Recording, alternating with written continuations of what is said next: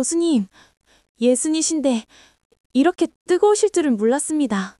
그가 거친 숨을 몰아쉬며 제 귓가에 속삭였습니다. 이조교, 정말 교수가 되고 싶지. 내가 하라는 대로만 하면 자네가 원하는 건 뭐든지 다 들어줄게. 연구실 문이 잠겼습니다. 밤 11시 그의 단단한 손이 제 허리를 휘감았습니다. 심장이 발치까지 곤두박질 치는 것 같았습니다. 시작하기 전에 좋아요와 구독 부탁드려요. 감사합니다. 제 이름은 이지혜, 올해 32살입니다. 대한민국 최고라 불리는 명문대 국문학과에서 박사 과정을 수료하고 현재는 시간 강사와 조교 일을 겸하며 근근히 살아가고 있습니다. 2년 전 끔찍했던 결혼 생활에 종지부를 찍었습니다. 하지만 제게 남은 것은 이혼이라는 꼬리표와 전 남편이 사업 실패로 남기고 떠난 8천만 원이라는 거대한 빚더미뿐이었습니다. 그가 남긴 연대보증의 족쇄는 제 목을 단단히 옥죄어 왔습니다. 매달 꼬박꼬박 빠져나가는 이자만 70만 원, 월세 50만 원의 공과금, 생활비를 제하고 나면 손에 쥐는 돈은 거의 없었습니다. 저는 매일 아침 눈을 뜨는 순간부터 계산기를 두드렸습니다. 어떻게 하면 이달을 버틸 수 있을까? 언제쯤 이 지옥 같은 빚의 굴레에서 벗어날 수 있을까? 희망은 보이지 않았습니다. 제 좁고 곰팡내 나는 원룸 창문으로는 한 줌의 햇살조차 제대로 들어오지 않았으니까요. 그러던 어느 날 제 인생의 한 줄기 빛이라고 하기엔 너무나도 강렬하고 위험한 기회가 찾아왔습니다.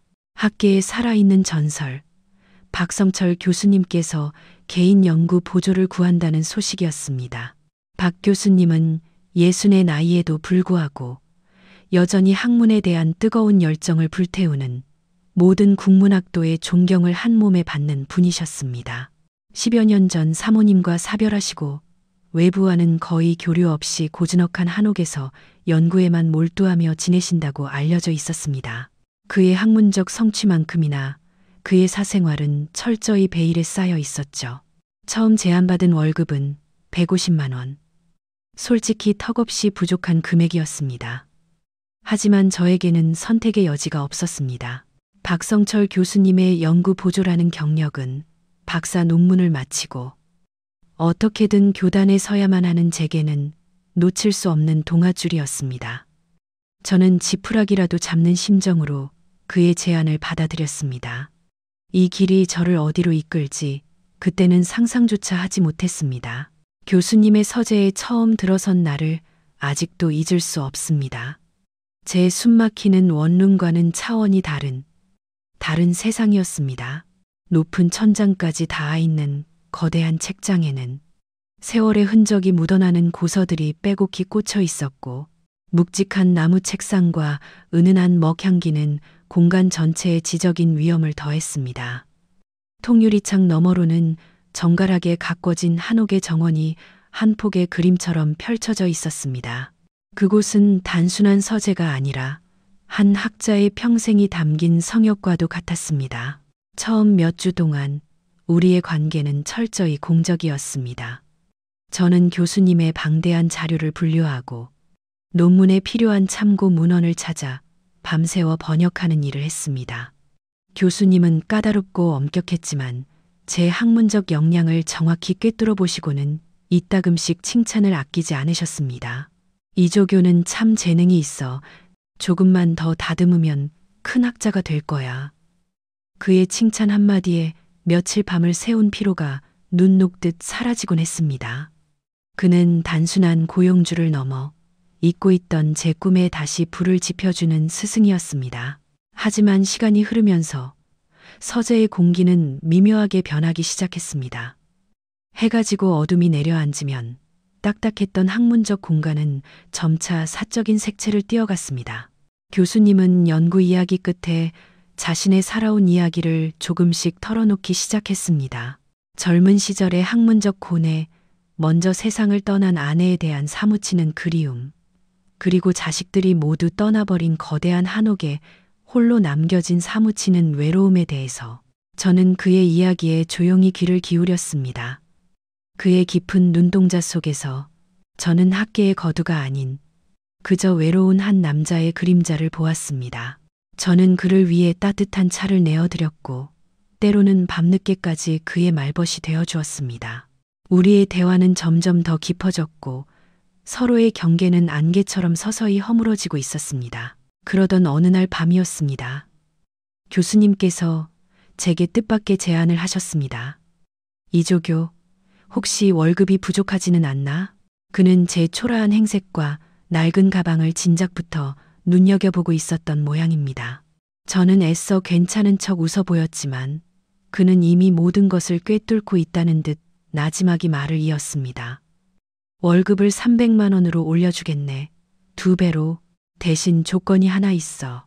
제 심장이 쿵 하고 내려앉았습니다. 300만 원. 그 돈이면 이자는 물론이고 생활의 숨통이 트일 터였습니다. 저는 마른 침을 삼키며 그의 다음 말을 기다렸습니다. 내 연구가 요즘 아주 중요한 시기라 말이야. 밤늦게까지, 아주 늦게까지 내 곁에서 좀 도와줘야겠어. 할 수 있겠나? 그의 제안은 표면적으로는 아무런 문제가 없어 보였습니다.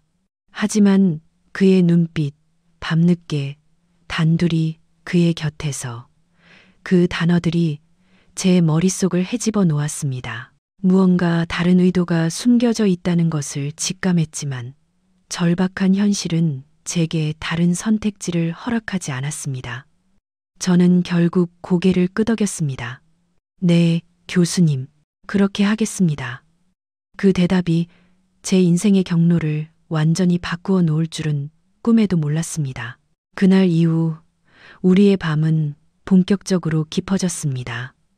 서재의 문은 밤 십시면 닫혔고 그 안에는 오직 그와 저 단둘만이 남았습니다. 고요한 공간 속에서 책장 넘기는 소리, 타자 소리, 그리고 그의 나지막한 숨소리만이 맴돌았습니다. 그는 제게 더욱 많은 것을 공유하기 시작했습니다. 단순히 학문적인 지식을 넘어 그의 인생과 철학 그리고 내밀한 감정까지도. 어느 비가 억수같이 쏟아지던 밤이었습니다. 창밖의 빗소리는 서재 안의 고요함을 더욱 깊게 만들었습니다. 그날따라 교수님은 유독 말이 없으셨습니다. 한참 동안 창밖을 바라보던 그는 돌연 제게 다가와 제 어깨를 부드럽게 감싸 안았습니다. 저는 순간 숨을 멈췄습니다. 그의 행동에 담긴 의미를 파악하려 애썼지만 머릿속은 하얗게 비어버렸습니다. 이상하게도 불쾌하거나 두렵지 않았습니다. 오히려 그의 크고 따뜻한 손에서 전해져 오는 온기가 지난 몇 년간 얼어붙어 있던 제 마음을 녹이는 듯한 착각마저 들었습니다. 그는 제 귓가에 거의 속삭이듯 말했습니다. 지혜 씨, 많이 힘들지. 그 빚 때문에 매일 밤 잠 못 이루는 거 다 알아. 저는 놀라 그를 쳐다보았습니다. 그가 어떻게? 내가 다 해결해 줄게. 그 지긋지긋한 빚 내가 전부 갚아주겠네. 자네 논문도 무사히 통과시켜서 우리 학교 교수로 만들어줄게. 내가 약속하지. 그것은 악마의 속삭임처럼 달콤하고도 위험한 제안이었습니다. 세상의 모든 것을 다 줄 테니 영혼을 팔라는 말과 무엇이 달랐을까요? 저는 떨리는 목소리로 물었습니다. 교수님, 제가 뭘 어떻게 해드리면 될까요? 그는 제 눈을 깊이 들여다보며 말했습니다. 그의 눈빛에는 욕망이 아닌 깊은 외로움과 진심 어린 연민, 그리고 거부할 수 없는 간절함이 담겨 있었습니다. 내 곁에 있어 주게. 나뿐만이 아니라 이 깊은 밤에도 온전히 내 곁에서. 그의 말은 돌처럼 무겁게 제 가슴을 짓눌렀습니다. 저는 잠시 망설였습니다. 제 안에 남아있던 마지막 자존심과 사회적 통념이 격렬하게 저항했습니다.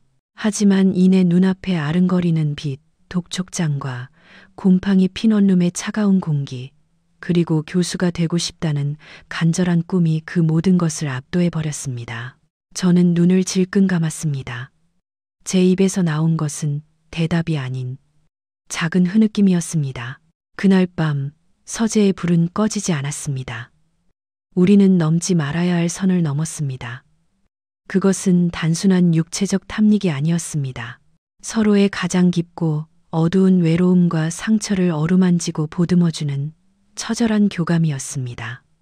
예순이라는 나이가 무색하게 그의 품은 넓고 강인했으며 더없이 따뜻하고 안전하게 느껴졌습니다. 저는 그에게서 잃어버렸던 아버지의 포근함과 가져본 적 없는 연인의 뜨거움을 동시에 느꼈습니다. 어둠 속에서 저는 깨달았습니다.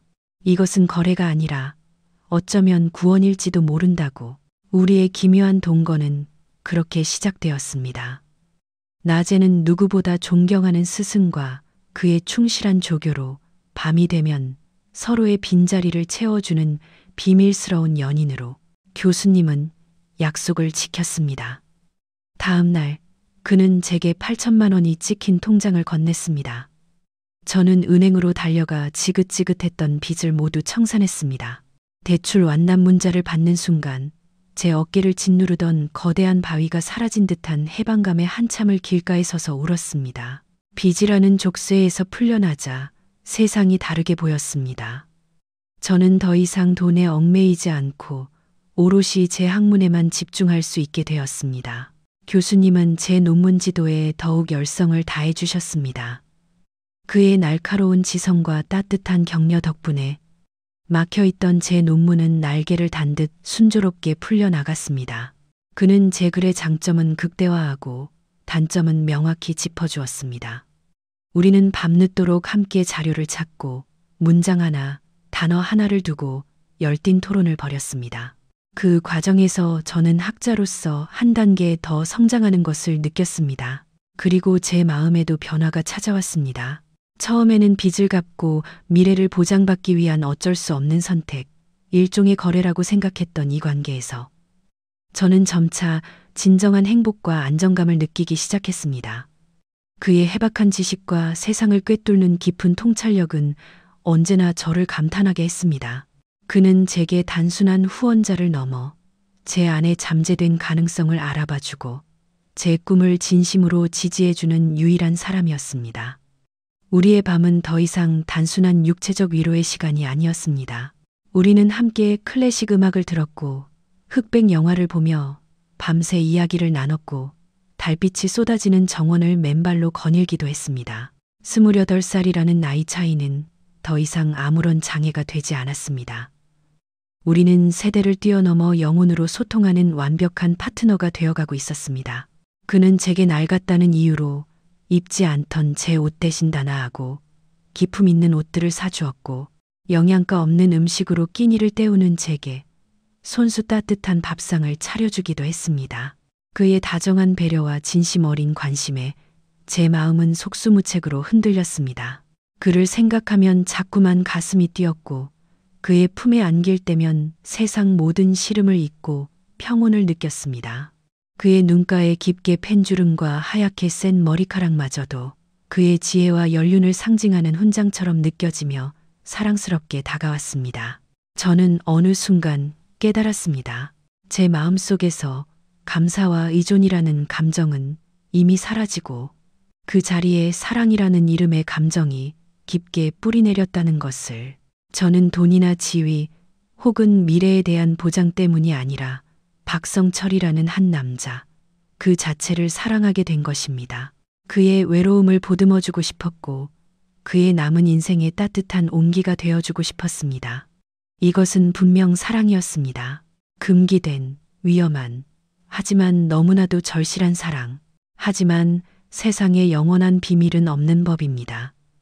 우리의 위태로운 행복은 예기치 못한 곳에서 파열음을 내기 시작했습니다. 교수님의 외동딸과 결혼한 사위, 박민규 씨가 우리의 관계를 눈치채기 시작한 것입니다.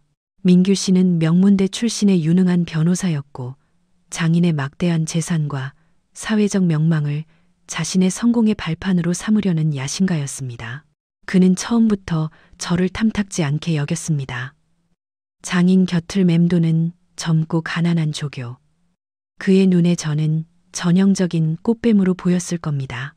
그는 주말에 장인 댁을 찾는 횟수를 늘렸고 그때마다 저를 뱀처럼 차갑고 날카로운 눈빛으로 훑어보았습니다. 이조교는 참 부지런하시네요. 주말까지 반납하고 교수님을 돕고 월급이 꽤 많은가 봐요. 그의 말에는 언제나 가시가 돋쳐 있었습니다. 저는 애써 태연한 척했지만 등 뒤로 식은땀이 흘렀습니다. 의심을 확신으로 바꾼 그는 결국 흥신소를 고용해 우리의 뒤를 캤습니다. 그리고 그리 오랜 시간이 걸리지 않아 우리의 비밀스러운 밤들을 증명할 결정적인 증거들을 손에 넣었습니다. 늦은 밤 서재에 불이 꺼진 후에도 제가 그 집을 떠나지 않는다는 사실, 그리고 이른 새벽 교수님의 침실에서 나오는 제 모습이 담긴 사진까지 폭풍이 몰아치기 전에 고요함처럼 며칠이 흘렀습니다. 그리고 어느 평일 오후 교수님께서 학회 참석차 집을 비운 사이 박민규 씨가 저를 찾아왔습니다. 그의 얼굴은 경멸과 분노로 일그러져 있었습니다. 그는 다짜고짜 제 앞에 서류 봉투 하나를 던졌습니다. 봉투 안에서는 제가 그와 함께 밤을 보냈다는 것을 증명하는 사진 여러 장이 쏟아져 나왔습니다. 당신 대체 정체가 뭐야? 이따위 더러운 짓을 하면서 우리 장인어른한테서 뭘 뜯어내려고 작정한 거지. 그의 목소리는 얼음장처럼 차가웠고 제 심장을 그대로 꿰뚫는 것 같았습니다. 아닙니다. 그런 거 오해입니다. 제 목소리는 양처럼 가늘게 떨렸습니다. 오해? 이 사진들을 보고도 오해라는 말이 나와? 당신 같은 여자를 뭐라고 부르는지 알아? 젊음과 몸뚱이를 무기 삼아 늙은 부자의 재산을 노리는 파렴치한 꽃뱀. 그는 책상을 주먹으로 내리치며 소리쳤습니다. 당장 여기서 꺼져. 내 눈앞에서 영원히 사라지라고. 만약 이 사실이 단 하나라도 외부로 새어나간다면 당신 인생은 물론이고 평생을 명예롭게 살아오신 우리 장인어른의 이름에 먹칠을 하게 될 거야. 당신 하나 때문에 그분이 사회적으로 매장당하는 꼴 보고 싶어? 조용히 사라진다면 지금까지 뜯어먹은 것들은 눈 감아주지. 하지만 내 말에 토를 달거나 계속해서 장인어른 주위를 맴돈다면 각오하는 게 좋을 거야. 그의 협박은 제게 사형 선고나 다름없었습니다. 저 하나 때문에 제가 사랑하는 그 사람의 모든 것이 무너져 내리는 것을 볼 수는 없었습니다. 제 사랑이 그의 명예에 흠집을 내는 칼날이 되어서는 안 됐습니다.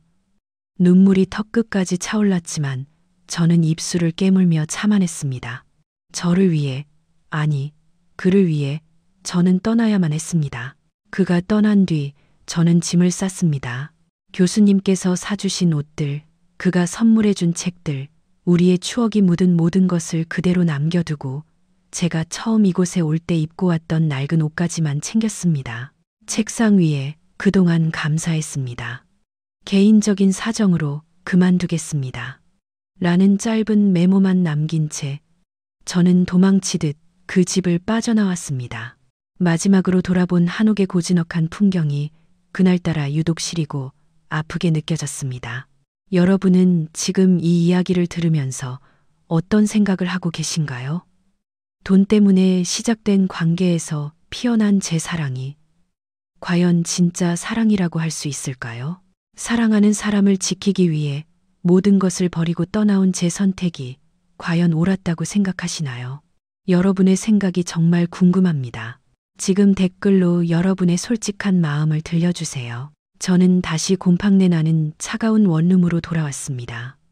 교수님과의 모든 연락을 끊고 학교에도 무기한 휴학기를 냈습니다.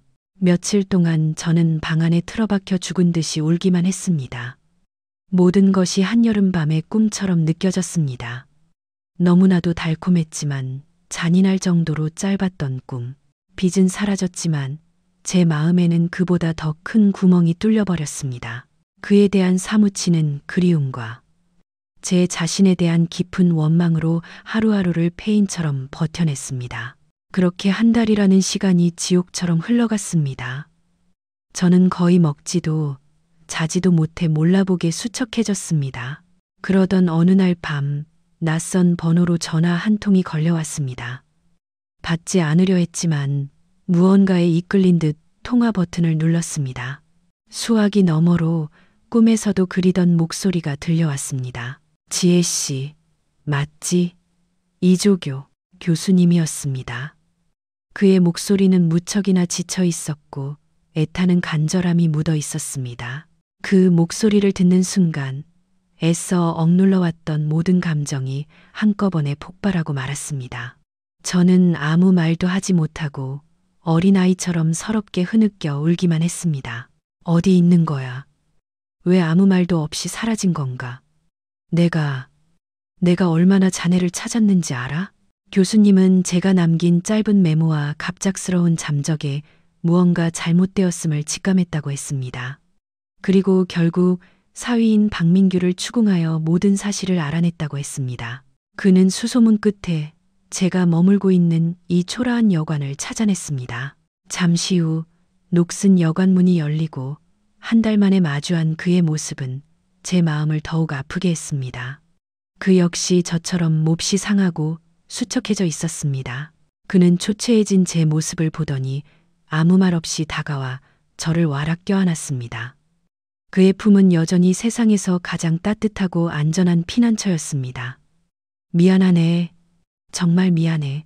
내 식솔들 때문에 자네가 이런 고통을 겪게 만들다니.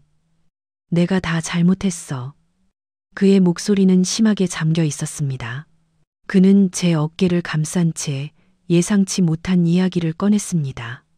나 오늘 법원에 가서 재산 상속 포기 각서에 도장을 찍고 왔네. 내 딸과 사위 녀석에게는 단 한 푼도 물려주지 않을 거야. 내 모든 것을 버려서라도 자네를 지키고 싶었네. 저는 제 귀를 의심했습니다. 평생을 바쳐 이룬 부와 명예, 그리고 유일한 핏줄인 가족까지 저 때문에 모든 것을 버렸다는 말입니까? 교수님, 어떻게, 왜 그런 무모한 결정을 하신 거예요? 그는 제 말을 가로막으며 제 두 손을 꼭 잡았습니다. 그의 눈은 그 어느 때보다 진지하고 확고한 빛으로 타오르고 있었습니다. 지혜 씨, 내 남은 인생은 오직 당신과 함께하고 싶어. 돈이나 명예, 심지어 가족보다도 나에게는 당신이 더 소중해. 당신만 내 곁에 있어준다면 나는 다른 아무것도 필요 없어. 이것은 거래나 동정이 아냐. 내 생의 마지막이자 유일한 진심이야. 그리고 그는 제 손에 통장 하나와 아파트 등기 서류를 쥐어주었습니다. 통장에는 7억 원이라는 제 평생 만져볼 수도 없을 것 같은 거액이 찍혀 있었고, 등기 서류는 서울 시내의 아담한 아파트였습니다. 이건 내가 당신에게 주는 내 진심의 증표야. 당신의 미래를, 그리고 우리 함께할 미래를 위한 최소한의 보장이야. 그러니 이제 아무 걱정 말고 다시 내게로 돌아와 주겠나. 내가 사랑하네, 지혜 씨. 그의 마지막 고백에 저는 끝내 무너져 내렸습니다. 눈물이 멈추지 않았습니다. 한 남자가 저를 위해 그의 모든 것을 버렸습니다. 이것은 세상 그 어떤 말로도 표현할 수 없는 가장 위대한 사랑의 증명이었습니다. 저는 그제야 제 마음의 소리를 똑똑히 들을 수 있었습니다. 저 또한 그를, 박성철이라는 남자를 제 목숨보다 더 깊이 사랑하고 있다는 것을. 저는 눈물로 범벅이 된 얼굴로 고개를 끄덕였습니다. 세상의 비난과 손가락질이 여전히 두려웠지만 그의 사랑이 있다면 그 어떤 시련도 이겨낼 수 있을 것 같았습니다. 우리는 그렇게 다시 만났습니다. 교수님은 정말로 딸 내외와 의절했고, 학계에는 우리의 관계를 둘러싼 온갖 흉흉하고 추잡한 소문들이 파다하게 퍼졌습니다. 존경받던 대학자는 젊은 조교와의 추문에 휩싸여 명예가 실추되었고, 저는 파렴치한 꽃뱀으로 낙인 찍혔습니다. 하지만 우리는 서로에게 단단히 기댄 채 그 모든 풍파를 꿋꿋하게 버텨냈습니다. 우리는 그가 마련해준 작은 아파트에서 조용하고 소박한 둘만의 삶을 시작했습니다. 그는 더 이상 명망 높은 교수가 아니었고, 저 또한 장래가 촉망되는 박사 과정생이 아니었습니다. 우리는 그저 서로의 상처를 보듬고 사랑을 나누는 세상에서 가장 평범한 연인이었습니다. 그는 제게 요리를 가르쳐 주었고, 저는 그에게 스마트폰 사용법을 알려주었습니다. 함께 장을 보고, 함께 밥을 먹고, 함께 잠이 드는 일상은 이전에 화려하지만 불안했던 날들과는 비교할 수 없는 깊은 평온과 행복을 안겨주었습니다. 그리고 1년 후 우리에게 기적 같은 선물이 찾아왔습니다. 제가 그의 아이를 임신한 것입니다. 30 중반을 향해 가는 나이에 찾아온 새 생명에 우리는 감격의 눈물을 흘렸습니다. 우리의 사랑이 맺은 결실이었습니다. 하지만 이 소식은 교수님의 딸 서연 씨에게는 또 다른 충격과 분노의 기폭제가 되었습니다.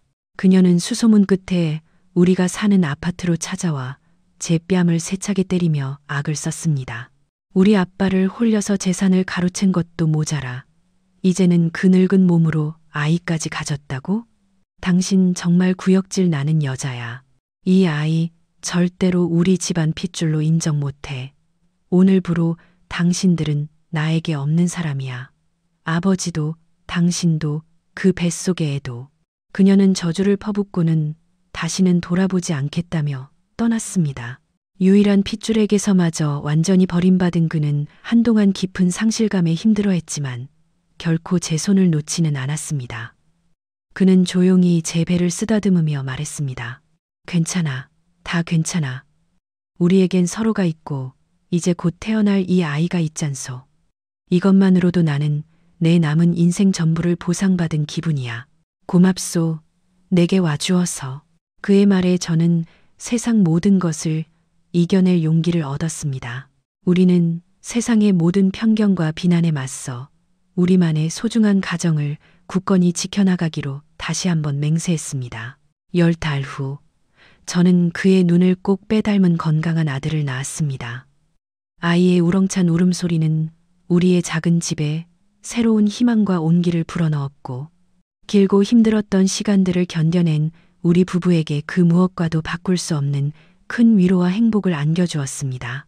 그는 60이 넘은 나이에 늦둥이 아빠가 되어 서툰 솜씨로 기저귀를 갈고 분유를 타며 밤을 새웠습니다. 아이를 안고 자장가를 불러주는 그의 주름진 얼굴에 퍼지는 행복한 미소를 바라보며 저는 종종 생각했습니다. 우리의 시작은 분명 세상의 기준으로 볼 때 비정상적이고 불순한 거래였을지도 모릅니다. 하지만 수많은 시련과 고통의 강을 함께 건너오면서 우리의 사랑은 그 어떤 사랑보다도 순수하고 단단한 진짜 사랑으로 거듭났습니다. 세상은 여전히 우리를 향해 손가락질할지 모릅니다. 나이 차이를 극복하지 못한 부적절한 관계, 돈으로 얽힌 추문이라고 폄하할지도 모릅니다. 하지만 우리는 이제 그런 외부의 시선에 더 이상 흔들리지 않습니다. 잠든 아이의 고른 숨소리를 들으며 서로의 손을 꼭 잡고 마주보는 이 순간, 우리 세 식구가 함께하는 이 작고 소박한 행복이야말로 우리에게는 세상 그 무엇과도 바꿀 수 없는 유일하고 소중한 진실이기 때문입니다. 사랑은 때로 우리가 이해할 수 없는 가장 뜻밖의 방식으로 찾아오기도 합니다. 중요한 것은 그 사랑의 시작이 어떠했는지가 아니라 그 사랑을 지켜내기 위해 어떤 노력을 하고 어떤 진심을 나누었는지가 아닐까요? 오늘 제 이야기가 여러분의 마음에 작은 울림을 주었기를 바랍니다. 이야기가 마음에 드셨다면 구독과 좋아요, 그리고 여러분의 따뜻한 생각을 담은 댓글을 남겨주세요. 여러분의 소중한 응원이 앞으로 이야기를 이어나가는데 큰 힘이 될 겁니다. 감사합니다.